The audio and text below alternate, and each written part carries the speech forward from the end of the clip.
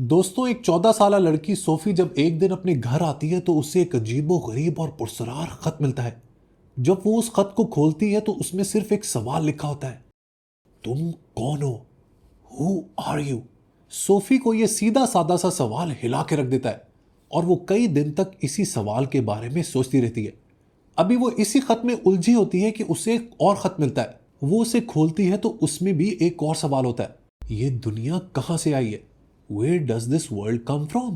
ये सब सोफी को मजीद उलझा देता है और वो सोचती है कि आखिर वो कौन सा शख्स है जो उसे ये खत भेज रहा है। वो क्यों उसे ऐसे गहरे सवाल पूछकर फलसफे की दुनिया की तरफ धकेल रहा है। दोस्तों, ये प्लॉट है एक ऐसी किताब का जो फिलॉसफी की जादुई दुनिया में एंट्री के लिए दरवाजे की हैसियत रखती है। पूरी दुनिया में करोड़ों लोग जब भी फिलॉसफी को समझना चाहते हैं वो इस किताब को जरूर पढ़ते हैं। मेरे से जब भी लोग पूछते हैं कि फिलॉसफी को आखिर पढ़ना कहां से शुरू करें तो हमेशा मैं उन्हें यही किताब रेकमेंड करता हूं। इस बुक का नाम है सोफीज वर्ल्ड।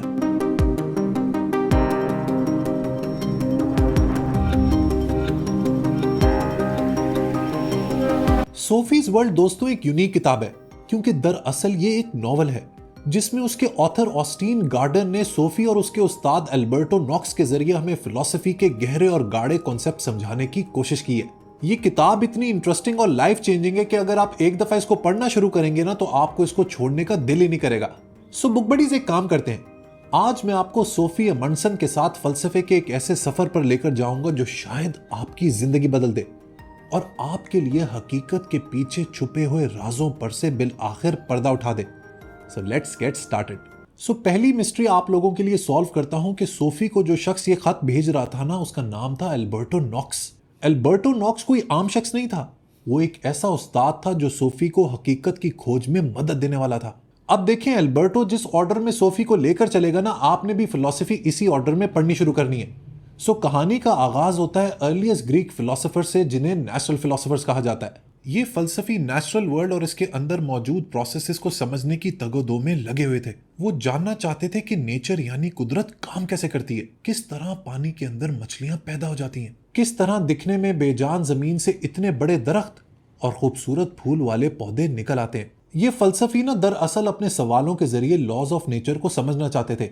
यही वजह है कि इन्हीं फलसफियों ने, इन्हीं फिलोसोफर्स ने पहली दफा रिलीजन को फिलॉसफी से अलहदा किया। इनफैक्ट नेचुरल फिलोसोफर्स वो पहले लोग थे जिन्होंने स्टेप लिया in the direction of scientific reasoning. इनमें से पहला फिलोसोफर जिसके बारे में हम लोग जानते हैं वो था थेलीस। इसको थेल्स भी कहा जाता है but we will stick with Thales. इसका मानना था कि दुनिया में हर चीज का सोर्स पानी है, हर चीज पानी से ही वजूद में आती है और बिल आखिर पानी में ही खाक हो जाती है। थेलीस के बाद एक और नेचुरल फिलोसोफर था जिसका नाम था एनाक्सिमेंडर। उसका मानना था कि हमारी दुनिया बहुत सारी दुनियाओं में से एक है और बिल आखिर ये सारे वर्ल्ड डिसॉल्व हो जाते हैं एक ऐसी जगह जिसे उसने बाउंडलेस कहा। बाउंडलेस क्या है इसको दोस्तों समझना मुश्किल है, लेकिन गुमान ये किया जाता है कि एनाक्सिमेंडर जब बाउंडलेस का जिक्र करता है तो उसका मतलब यह है कि एक ऐसा सब्सटेंस जो बाकी सारी दुनिया से मुख्तलिफ हो, क्योंकि all created things are limited और वो चीज जो इस क्रिएशन से पहले और बाद में आए वो ही बाउंडलेस होगी। जो तीसरा नेचुरल फिलोसोफर था उसका नाम था एनाक्सिमेनीज। उसका मानना था कि दुनिया में हर चीज की सोर्स एयर यानी कि हवा होती है। देखिए, ये जो तीनों नेचुरल फिलोसोफर्स थे ना, इनका एक बात पर भरपूर ईमान था। वो कहते थे कि इस दुनिया में कोई ना कोई एक बेसिक सब्सटेंस है जो हर चीज की क्रिएशन की वजह बनता है। लेकिन ये कैसे हो सकता है कि एक सब्सटेंस एक ही पल में कुछ और हो और दूसरे ही पल में अपनी फॉर्म चेंज कर जाए? इसे कहते हैं प्रॉब्लम ऑफ चेंज। इसी सवाल पर एक नए ग्रुप ऑफ फिलोसोफर्स ने काम करना शुरू किया जिन्हें इलियाटिक्स कहा जाता है। इनमें से सबसे प्रोमिनेंट फलसफी था परमेनिडीज। उसका कहना था कि इस दुनिया में जो भी चीज मौजूद है ना वो हमेशा से मौजूद है, यानी कि everything that existed always existed. Parmenides का कहना था कि nothing can come out of nothing and nothing that exist can become nothing. लेकिन परमेनिडीज के बारे में जो सबसे जबरदस्त और कमाल बात है ना वो अब मैं आपको बताना चाहता हूं। आपने वो एक्सप्रेशन तो सुना होगा, I will believe it when I see it. शायद आप लोगों ने वो अजीबो गरीब बॉलीवुड मूवी देखी हो जिसका नाम है आंखों देखी। वो भी काफी फिलोसॉफिकल है। मैं मूवीज नहीं देखता but this is one Bollywood movie which I remember. लेकिन ये जो हमारे परमेनिडीज भाई साहब है ना, ये चीजों को देखकर भी उनके ऊपर बिलीव नहीं किया करते थे। उसका कहना था कि हमारी ये जो सेंसेस है ना ये हमें दुनिया की एक फॉल्स यानी कि गलत पिक्चर देती हैं जो हमारी पावर ऑफ रीजनिंग से अलाइंड नहीं होती। लिहाजा एक फलसफी की सबसे बड़ी रिस्पॉन्सिबिलिटी यह है कि वो हर तरह की परसेप्चुअल इल्यूजन को एक्सपोज करके रख दे। दोस्तों, यही सोच बिल आखिर रैशनलिज्म की बुनियाद बनी। रैशनलिस्ट वो शख्स होता है जो सबसे ज्यादा वैल्यू ह्यूमन रीजनिंग को देता है, जिसके लिए इंसान की faculty of reason is the primary source of knowledge in this world. Parmenides के बाद एक आखिरी नेचुरल फिलोसोफर की बात करते हैं जिसका नाम था हेराक्लाइटस। हेराक्लाइटस साहब जो थे ना, उनका कहना था कि नेचर नाम ही चेंज का है। इस दुनिया में हर चीज हर वक्त एक फ्लक्स में है, एक मूवमेंट में। लिहाजा किसी भी एक चीज को आप दोबारा एक्सपीरियंस नहीं कर सकते। हेराक्लाइटस ने एक और इंपॉर्टेंट बात कही। उसका कहना था कि ये दुनिया ना ऑपोजिट से मिलकर बनती है, यानी कि अगर मैं बीमार ना हो तो मुझे सेहत का कॉन्सेप्ट समझ ही नहीं आएगा। इसी तरह अगर रात ना हो तो दिन का भी कोई वजूद नहीं होगा, जंग नहीं होगी तो अमन भी नहीं होगा। लिहाजा ऑपोजिट्स हैं तो ये दुनिया कायम है। खुदा यानी गॉड के बारे में उसका कहना था कि God is day and night, winter and summer, war and peace, hunger and satiety. लेकिन जब हेराक्लाइटस गॉड के लफ्ज का इस्तेमाल करता है ना, तो वो ग्रीक मिथोलॉजी वाले जो गॉड्स हैं उनको रेफर नहीं कर रहा होता। उसके लिए खुदा एक ऐसी हस्ती थी जो पूरी दुनिया को अपने अंदर समाये हुए है। गॉड नेचर है, कुदरत है जो हर वक्त चेंज हो रही है। इनफैक्ट उसने गॉड के लफ्ज की बजाय एक ग्रीक टर्म का इस्तेमाल किया जिसे कहा जाता है लोगोस। उसका इस बात पर भरपूर ईमान था कि इस कायनात में कोई ना कोई एक यूनिवर्सल रीजन है जो पूरी दुनिया को गाइड कर रही है। नेचुरल फिलोसफर्स के बाद बारी आती है पहले ग्रेट एंशिएंट ग्रीक फिलोसोफर की, which is one of my personal favourites. ये वो फलसफी था जो एथेंस की सड़कों पर मैला कुचैला फिरा करता था और लोगों को रोक रोक कर सवाल किया करता था कि आखिर तुम जिंदा क्यों हो, तुम्हारी जिंदगी का मकसद क्या है, पर्पस क्या है। लोग इस छोटे से कद के मैले कुचैले फिलोसोफर से बहुत चिढ़ा करते थे, लेकिन आज देखें उन लोगों को कोई नहीं जानता, लेकिन सोक्रेटिस का नाम आज भी जिंदा है।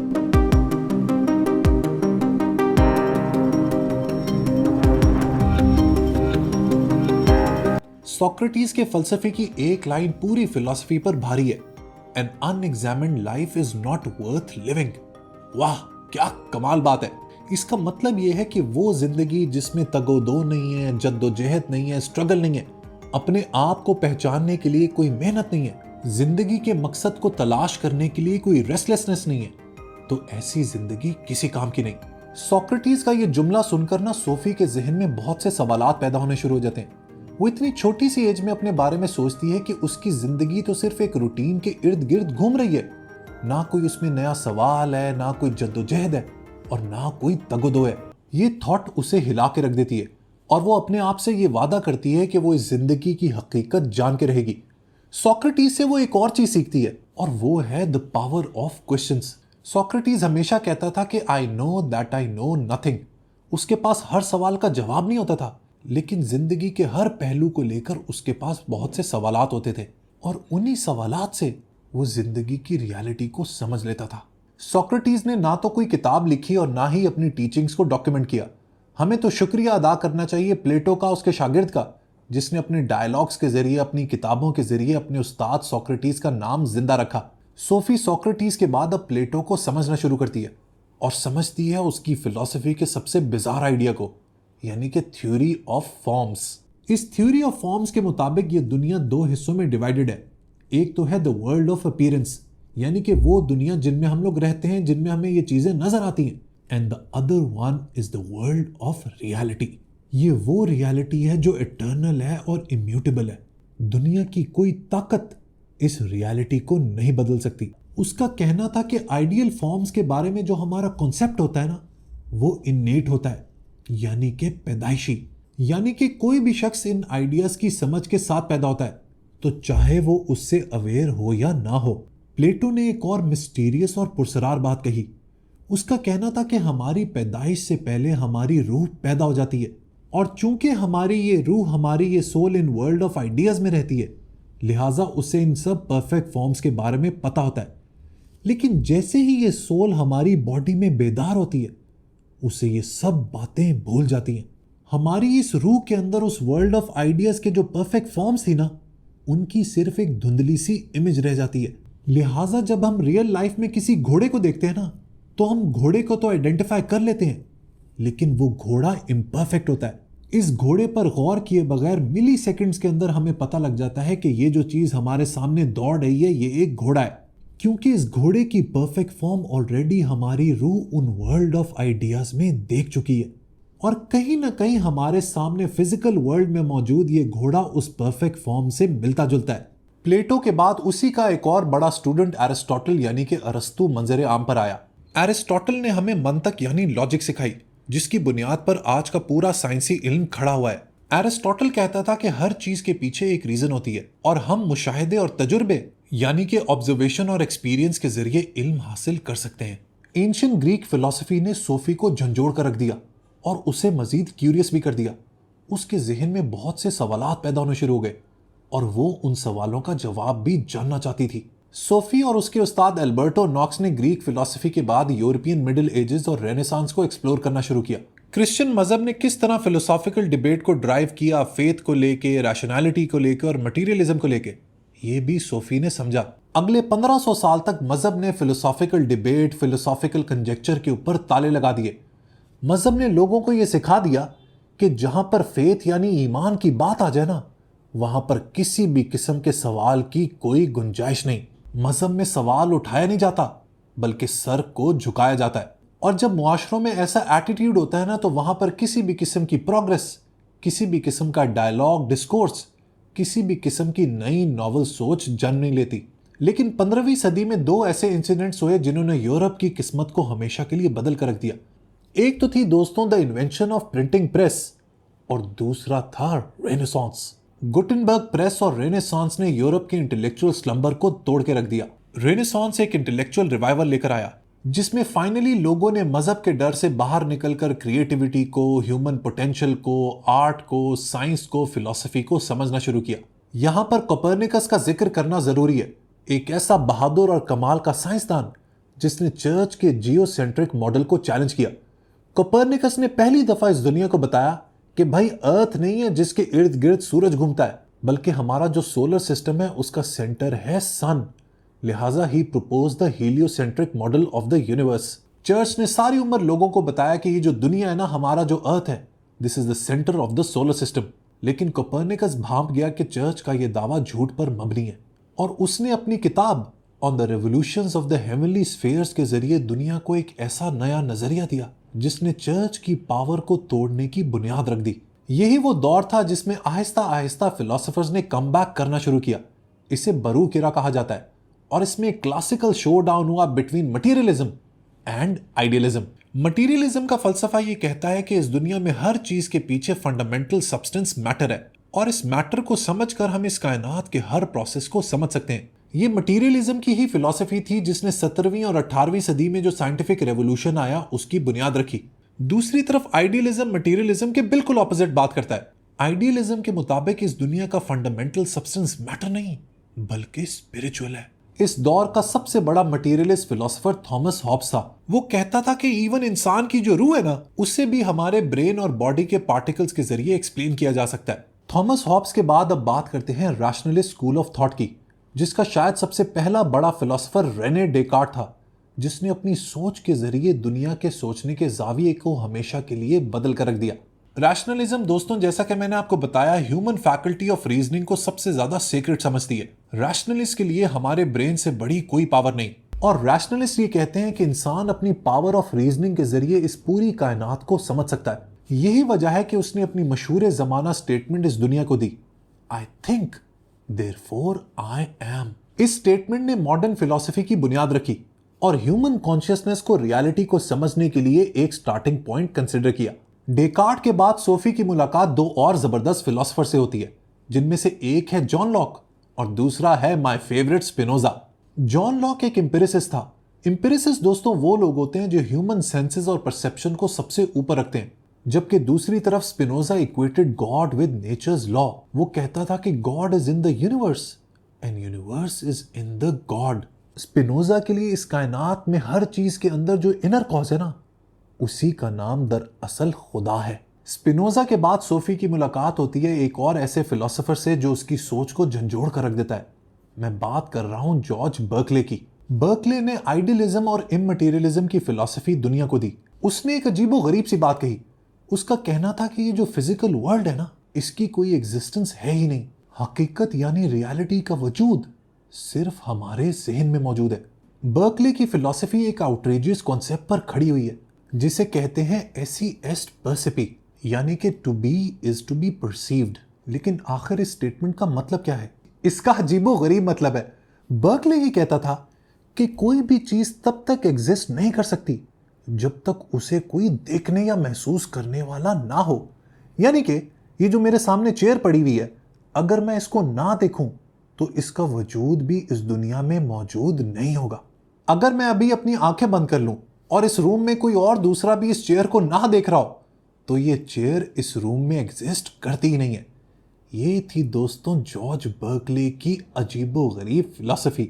इसके बाद सोफी मूव होती है 18वीं सदी में in the age of enlightenment, और इसमें सबसे पहले मुलाकात होती है उसकी फिलोसोफर डेविड ह्यूम से। ह्यूम एक एम्पिरिसिस्ट और स्केप्टिक था। उसका बुनियादी नजरिया यह था कि इल्म सिर्फ और सिर्फ एक्सपीरियंस और सेंसेस से हासिल होता है और अक्ल यानी रीजनिंग की अपनी कोई हकीकत नहीं है। ह्यूम के साथ साथ सोफी का इंट्रोडक्शन होता है एक ऐसे फिलोसोफर से जो फ्रीडरिक नीचा के बाद मेरा सबसे फेवरेट फिलोसोफर है। मैं बात कर रहा हूं द ग्रेट इमैनुअल कांट की। कांट का फलसफा भी आउट ऑफ दिस वर्ल्ड है और उसकी किताब Critique of Pure Reason is an absolute classic. Kant ने टाइम और स्पेस को एक्सटर्नल की बजाय हमारी माइंड की फैकल्टीज में बदल दिया। उसने हमारी दुनिया को दो हिस्सों में डिवाइड कर दिया। एक था वर्ल्ड ऑफ नॉमिना और दूसरा the world of phenomena. Can't कहता था कि इस दुनिया में जो भी चीजें ना thing in themselves, they actually exist in the world of nomina। और ये वो वर्ल्ड है जहां पर ह्यूमन सेंसेस कभी पहुंच ही नहीं सकती। और इस दुनिया में जो भी चीजें हमें अपनी नजरों के सामने नजर आती हैं, they exist in the world of phenomena। Can't ने ह्यूमन रीजन की लिमिट्स को एक्सप्लोर किया और बिल आखिर ये नतीजा निकाला कि मेटाफिजिकल आइडियाज के ऊपर आप ह्यूमन रीजनिंग को अप्लाई नहीं कर सकते। कांट के बाद बढ़ते हैं 19th सेंचुरी के रोमांटिसिज्म की तरफ, और इसमें हमारी सबसे पहले मुलाकात होगी द ग्रेट हेगल से। हेगल का यह कहना था कि इस दुनिया में कोई भी ऑब्जेक्टिव ट्रूथ नहीं होता, यानी कि हर शख्स के लिए सच्चाई मुख्तलिफ होती है। हेगल की यह फिलॉसफी कांट के फलसफे के बिल्कुल ऑपोजिट थी, जो ये कहता था कि there are universal truths in the world.